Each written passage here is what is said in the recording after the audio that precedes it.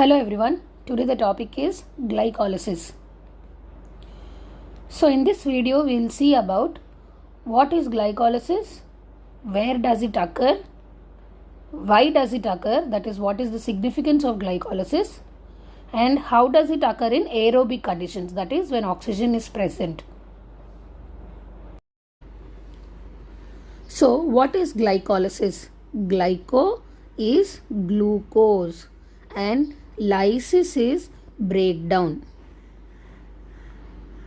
So there is breakdown of the 6 carbon glucose molecule into 2 3 carbon molecules, that is pyruvate or lactate. We see the production of pyruvate under aerobic conditions, that is when oxygen is present or when mitochondria is available.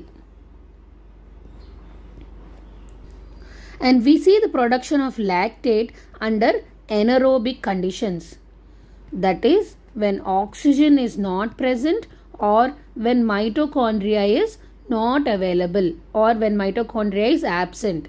To summarize, glycolysis is the breakdown of the 6 carbon glucose molecule into 2 3 carbon molecules, that is pyruvate or lactate, and the production of pyruvate is seen under aerobic conditions, whereas the production of lactate is seen under anaerobic condition.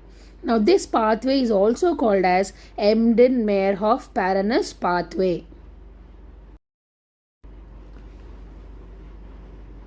Now where does this glycolysis occur? Glycolysis mainly occurs in the cytoplasm of all the tissues.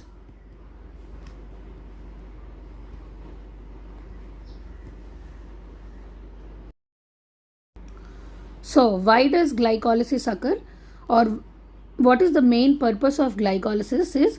The main purpose of glycolysis is ATP production, especially in cells like red blood cells which doesn't have mitochondria.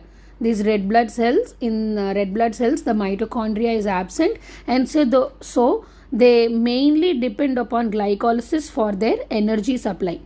And in addition, cells like cornea and lens, they also doesn't have mitochondria, because if they had mitochondria, they would absorb light, and that interferes with the transparency, and so they don't have mitochondria and depend on glycolysis for their energy supply. And also exercising muscle. In exercising muscle, or when we are exercising, there is decreased oxygen availability. In such conditions, glycolysis serves as the supply of energy for the exercising muscle. In addition to ATP production, glycolysis also helps in generation of pentose sugars.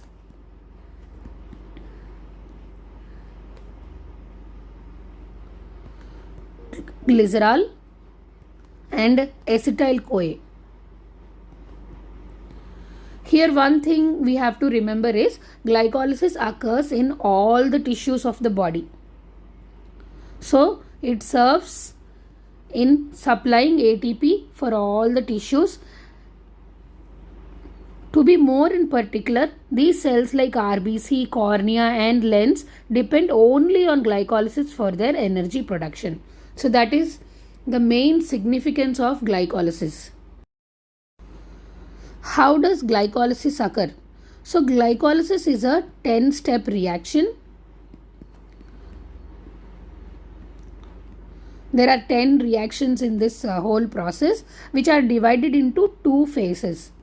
That is, phase 1 is where energy is consumed. So that is called as energy consuming phase or preparatory phase. And the second phase, or phase 2, is where energy is produced. So this is called as energy producing phase.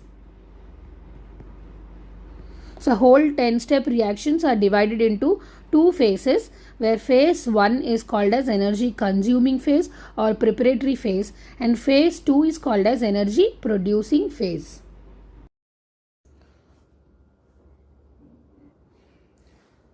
So coming to phase 1, energy requiring phase, in that step 1, in which the glucose is getting phosphorylated to glucose 6-phosphate in the presence of the enzyme hexokinase or glucokinase. Now these are one of the key glycolysis enzymes, and this step is a irreversible reaction, and here ATP serves as the phosphate donor.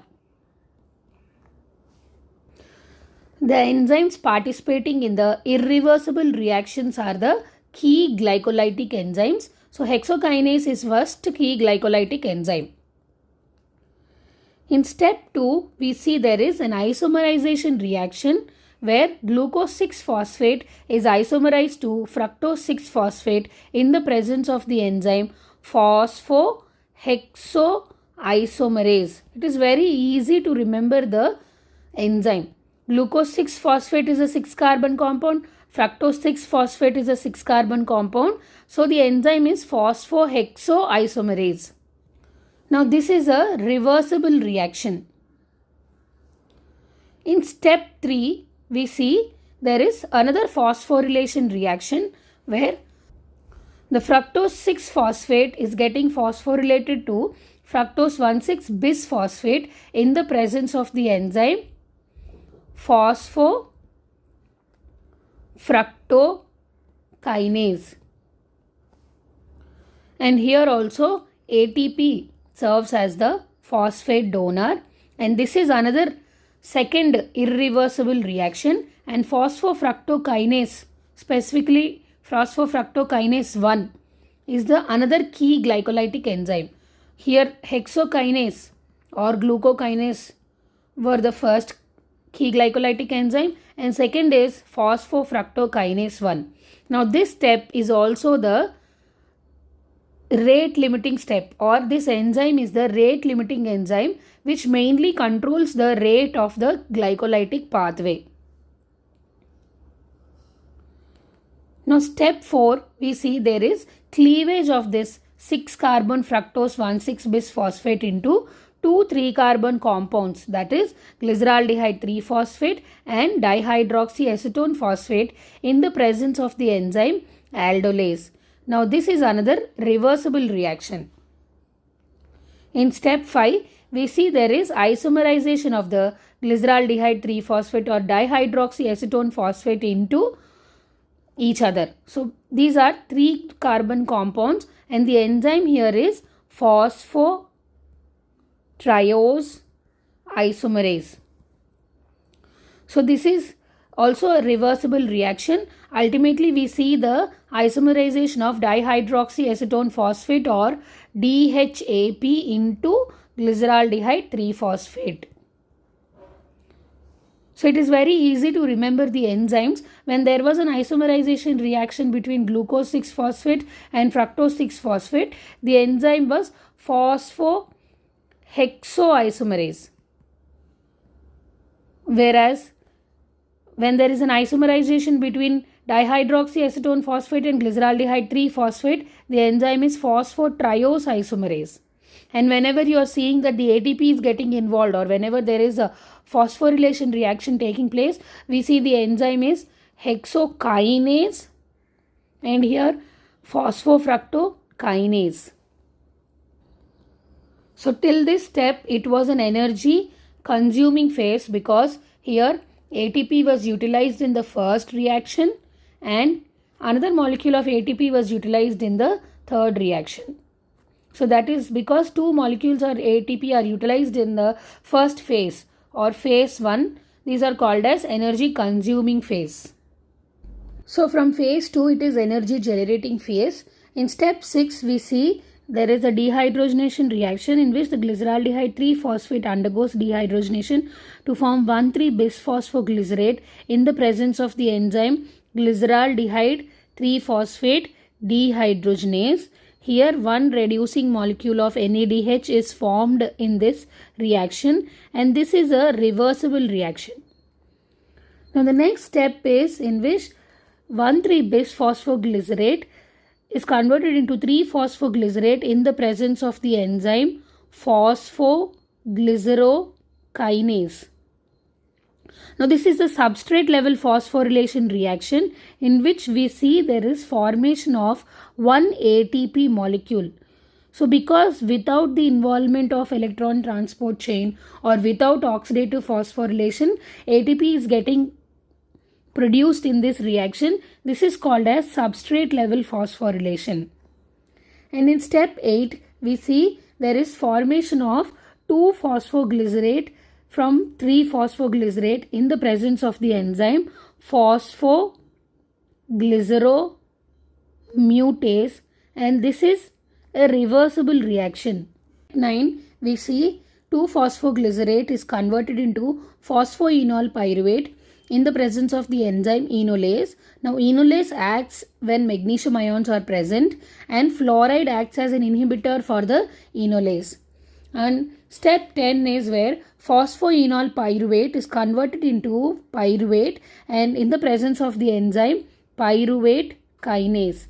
Now this is again an irreversible reaction and also a substrate level phosphorylation reaction where we see the formation of ATP.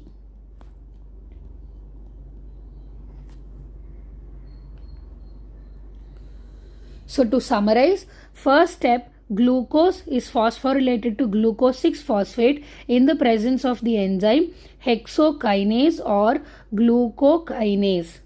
Here one molecule of ATP is getting utilized. When second step, we see there is isomerization reaction where glucose 6-phosphate is isomerized to fructose 6-phosphate in the presence of the enzyme phosphohexoisomerase. This is a reversible reaction. And in the third step, we see there is a phosphorylation reaction in the presence of the enzyme phosphofructokinase 1. This is a irreversible reaction, and also in this molecule in this step there is utilization of one molecule of ATP. In the fourth step, there is cleavage of the fructose 1,6-bis phosphate into 2 3-carbon molecules, glyceraldehyde 3-phosphate and dihydroxyacetone phosphate in the presence of the enzyme aldolase. This is also a reversible reaction.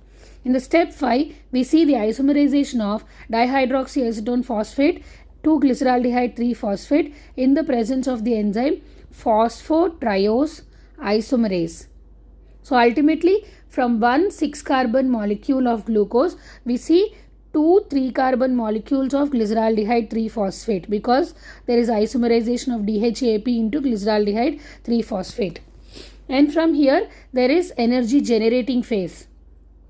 G3P undergoes dehydrogenation in the presence of glyceraldehyde 3-phosphate dehydrogenase to form 1,3-bisphosphoglycerate, forming one reducing equivalent of NADH. Now 1,3-bisphosphoglycerate is converted into 3-phosphoglycerate in the presence of the enzyme phosphoglycerokinase. And here this is a substrate level phosphorylation reaction. We see the formation of one ATP molecule. And 3-phosphoglycerate is converted into 2-phosphoglycerate in the presence of phosphoglyceromutase. This is a reversible reaction, and 2-phosphoglycerate is converted into phosphoenol pyruvate in the presence of the enzyme enolase. This is also a reversible reaction, and phosphoenol pyruvate is converted into pyruvate in the presence of the enzyme pyruvate kinase. This is another substrate level phosphorylation reaction where we see the formation of ATP molecule. So here in the first phase we see 2 ATP getting utilized, and in the second phase we see one NADH molecule and 2 ATP getting formed. So in this manner the 6-carbon glucose molecule is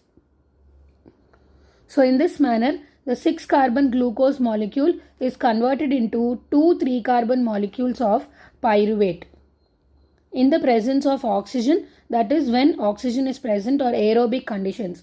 Now how this 6-carbon of glucose molecule is converted into 2 3-carbon molecules of lactate, that is under anaerobic conditions, that we see under part 2 video. One more important point to remember is in aerobic conditions, these NADH molecules enter into the electron transport chain and thus help in production of ATP. Thank you.